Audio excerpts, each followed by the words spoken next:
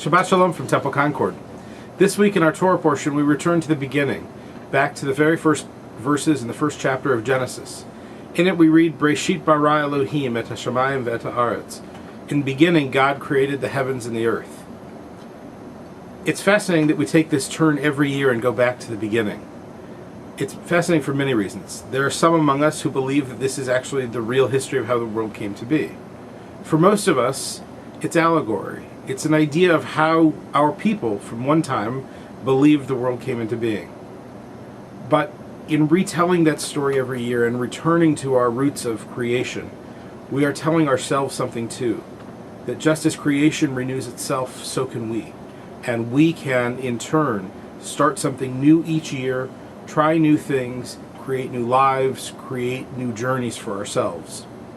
So I hope that as we begin the opening chapters of Genesis and move forward to the stories of Abraham and Isaac and Jacob, that you too will find your own journey renewed and refreshed. And just as Abraham left home to explore, you too will leave and explore. Come to the temple and explore and be a part of our community as we look forward to this journey that will lead us to a promised land. We have Shabbat services this Friday evening at 6 o'clock p.m. Saturday morning we have Torah study at 10, followed by services at 11. We'll celebrate the bat mitzvah of Cassandra Barrett. On Sunday, we have a full boatload of activities going on at the temple. We have our annual blood drive going on Sunday morning, and for more information, you should contact Mark Kotzen. Our JYG has an event. Our Katan Khan, our youngest families and youngest children will be going to a pumpkin patch. Our youth group, Tycon, will be having a meeting, and our Brotherhood and WRJ groups will also both be meeting on Sunday morning. So the temple will be a full beehive of activity on Sunday. If you haven't been here on a Sunday in a while, I invite you to come. It's a lot of fun. There's great energy going on in the building, and there are lots of interesting programs taking place here. Next week, our Talmud class, our weekly Talmud class resumes on Tuesday, and Tuesday evening, Jim Brule will begin in teaching some of his courses as part of our adult education program.